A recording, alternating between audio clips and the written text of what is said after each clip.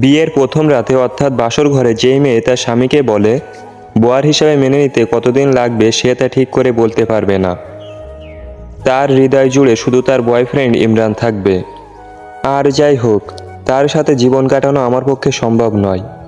আমি তাসিবাকে কথাগুলো বলে রুম থেকে বেরিয়ে আসব, তখনই তাসিবার কান্না শুনে আব্বা আম্মা সহ সবাই দৌড়ে রুমের সামনে এসে গেছে। সবাইকে দেখে তাসিবার চিৎকারের আওয়াজ আরও বেড়ে গেছে। মনে হচ্ছে ইচ্ছা করে তাসিবা কান্না করতেছে আমাকে ফাঁসাতে। তখনই আম্মা বলে, কিরে সৌরভ, বৌমা নিচে পড়ে আছে কেন? তখন আমি বললাম, আমি কি করে বলবো? তখন আব্বা বলে, তাহলে বলবেটাকে শুনি।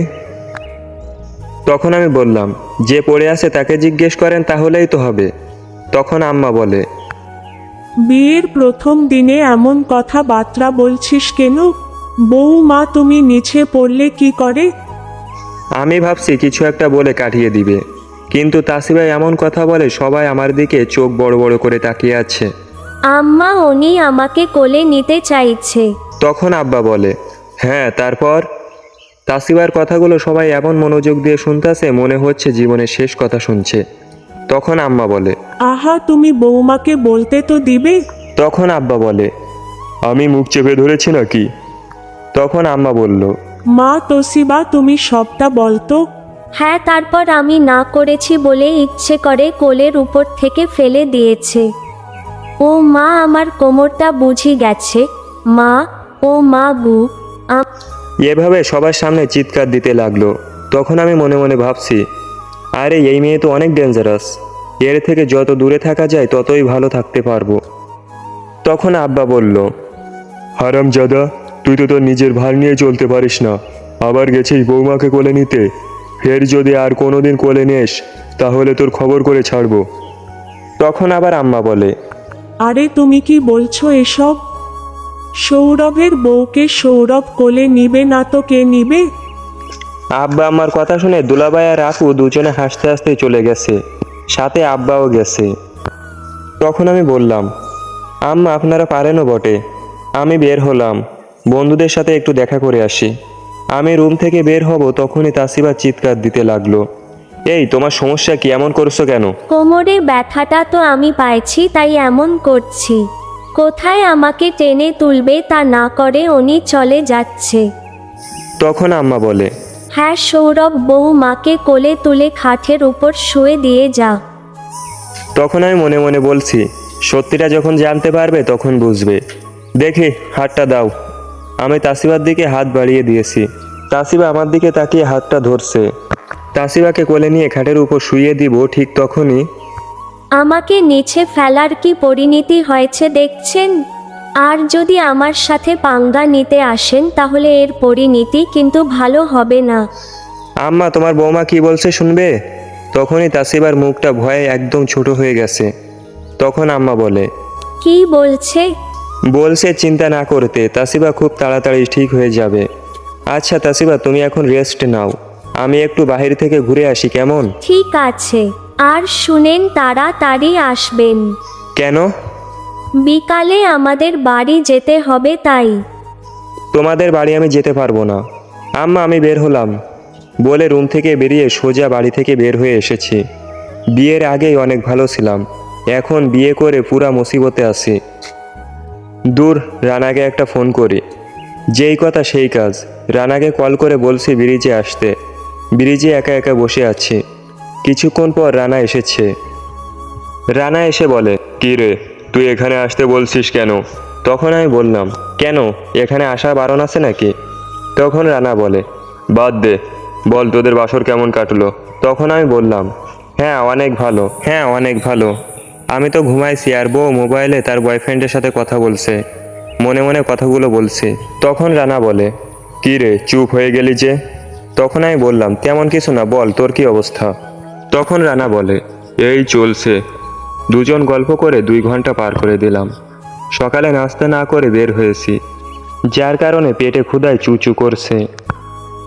তখন আমি রানাকে বললাম, রানা চল যাওয়া যাক, একটু পর জোহরের আজান দিবে, নামাজ পড়ে বাড়িতে যাব। 2 দোস্ত মিলে জোহরের নামাজ পড়ে নিলাম। নামাজ শেষে রানা বাড়িতে চলে গেছে আর আমি বাড়িতে চলে এসেছি। তখন আব্বা বলে, সৌরভ, তুই কোথায় ছিলি? তখন আমি বললাম, কেন, মসজিদে নামাজ পড়তে গেছিলাম। তখন আব্বা বলে, কিন্তু আমিও তো মসজিদে ছিলাম, তোকে দেখিনি কেন? এই জন্য আব্বার উপর মেজাজ 360 ডিগ্রি হয়ে যায়। তখন আমি বললাম, কি হয়েছে সেটা বলেন। তখন আব্বা বলে, তোর আজকে শ্বশুরবাড়ি যাওয়ার কথা, আর তুই কেন ওদাও হয়ে গেলি সকাল থেকে? যা গিয়ে ফ্রেশ হয়ে রেডি হয়ে নে। যাচ্ছি। তড়িঘড়ি করে রুমের সামনে গেলাম। দরজা ধাক্কা দিতেই দরজা খুলে গেছে। ভিতরে ঢুকে দেখি কেউ নেই। আমি টাওয়াল নিয়ে শাওয়ার নিতে চলে গেলাম। শাওয়ার শেষ করে দরজা খুলতে যাব, দেখি দরজা বন্ধ। আরে দরজাটা বন্ধ করছে কে? তখনই রুমের ভিতর থেকে তাসিবা বলতেছে, দরজাটা আমি বন্ধ করেছি, যদি আমার কথা মতো চলেন তাহলে দরজাটা খুলে দিব। দেখো, ফাজলামের একটা সীমা থাকা দরকার। ভালোই ভালোই দরজাটা খুলে বলছি, তা না হলে দরজা ভেঙে ফেলবো। আর দরজা ভাঙলে তোমার অবস্থা কেমন হবে একটু চিন্তা করে দেখো। তখন তাসিবা বলে, আগে আমার কথাগুলি শুনেন, তারপর যা বলবেন তাই হবে। রাগ কন্ট্রোল করে বলছি, আচ্ছা বলো, কি কথা বলবে? যতদিন না আমাদের ডিভোর্স হচ্ছে ততদিন এই বর বউ অভিনয়টা করে যেতে হবে। আর আমাদের বাড়িতে আব্বু আম্মুর সামনে আমার সাথে সব সময় সুন্দর করে কথা বলতে হবে। আর আমি আপনাদের বাড়িতে 9 মাস না, আমি 10 মাস থাকব। এরপর আপনাকে ডিভোর্স দিয়ে আমি ইমরানের কাছে চলে যাব। বলেন, আমার সব কথায় রাজি আছেন? এখন রাজি হয়ে দরজাটা খোলাই, এরপর যা হবার হবে। ঠিক আছে, আমি রাজি। এবার লক্ষ্মী মেয়ের মতো দরজাটা খুলে দাও। ঠিক আছে। তাসিবা দরজাটা খুলে রুম থেকে দৌড়ে বের হয়ে গেছে। যদি এখন রুমে পাইতাম, ঠিক গালের উপর 5 আঙ্গুলের ছাপ বসাই দিতাম। ফ্রেশ হয়ে বাইরে গিয়ে দেখি তাসলি আর তাবু, মানে তাসিবার ছোট 2 বোন আরও চাচা আব্বু সহ 10 জনের মতো লোক আসছে আমাদের নিতে। ওনাদের সবাইকে একসাথে সালাম দিয়ে কুশল বিনিময় করে নিলাম। এরপর আব্বা বলে, সৌরভ, সবাই তোর জন্য অপেক্ষা করছে, যা ওদের সবার সাথে বসে লাঞ্চ করে নে। তখন আমি বললাম, জি করতাছি। সবার সাথে বসে লাঞ্চ করে নিলাম। তাবু আর তাসলি 2 শালে আমার 2 হাত ধরে রাখছে। 2 শালে আমাকে হাত ধরে টেনে নিয়ে গাড়িতে বসিয়েছে। এর ভিতরে তাবু বলে, আপু, তোর বর দেখি চুপচাপ, কোনো কিছুই বলে না। তখন তাসিবা তাবুকে বলে, ওর মাথা ব্যথাটা কাল রাত থেকে বেড়ে গেছে তাই। সবাই চুপচাপ বসে আছে। 1 ঘন্টা পর শ্বশুরবাড়ি এসে পৌঁছালাম। শাশুড়ি আমাদেরকে বরণ করে নিয়েছে। কিছুক্ষণ নিচে বসে সবার সাথে কথা বলে ডিনার করে নিলাম। ডিনার শেষে তাবু আমাকে তাসিবার রুমে এনে দিয়ে সোজা বের হয়ে গেছে। আমি রুমে ঢুকে দেখি রুমটা অনেক সুন্দর করে সাজানো। তবে যে খাট, তার উপর 2 জন প্রকৃত স্বামী স্ত্রী থাকা যাবে, কিন্তু আমাদের মতো স্বামী স্ত্রী থাকা মানে যুদ্ধ করার সমান হবে। তাসিবা গরম 1 গ্লাস দুধ হাতে রুমে ঢুকে বলে, নেন, দুধটা খেয়ে নেন, আম্মু আপনার জন্য পাঠিয়েছে। আমি দুধ খাই না, আপনি খেয়ে নেন। বুঝতে পারছি আমাকে বিশ্বাস করতে পারছেন না। আচ্ছা, তাহলে আমি নিজেই খেয়ে নেয়। আচ্ছা, তুমি ঘুমাবে কোথায়? খাটের উপর। তাহলে আমি কোথায় ঘুমাবো? খাটের উপর। কেন, আপনার বান্ধবী মানা করছে আমার সাথে ঘুমাতে? বাজে কথা বলবে না, আমার কোনো বান্ধবী নেই। থাকবে কি করে? এমন হাদা রামের মতো ছেলেকে কোন মেয়ে পছন্দ করবে শুনি? একটা নয়, অনেক মেয়ের সাথে লাইন মারতে পারে, বুঝলেন? আচ্ছা, রাত অনেক হয়েছে, আমি ঘুমাই। ঠিক আছে, ঘুমান। তাসিবা এসে পাশে শুয়ে পড়েছে। আমি ঘুমের ভান করে তাসিবাকে জড়িয়ে ধরছি।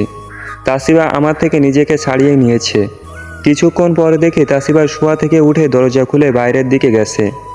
আমিও উঠে তাসিবার পিছু নিতে লাগলাম।